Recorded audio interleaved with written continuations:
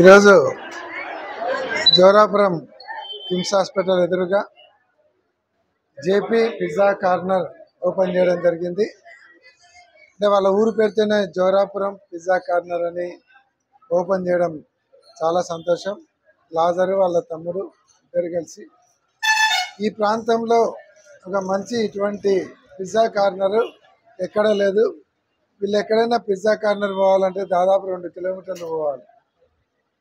అటు SBI circle కానీ లేదంటే రాజవిహార్ సర్కిల్ అంత దూరం పోతే కానీ ఇక్కడ అవకాశం లేదు.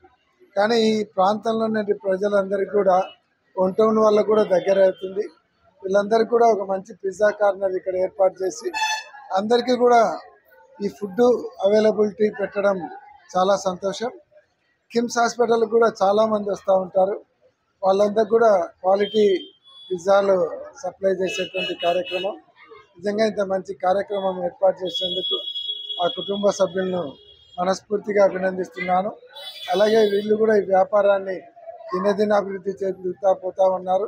ఇంతకుముందు ఒక హోటల్ ఓపెన్ చేసినారు, అంతకుముందు ఒక క్లాత్ షాప్ ఓపెన్ చేసినారు, ఇప్పుడు పిజ్జా కార్నర్ ఓపెన్ చేస్తున్నారు.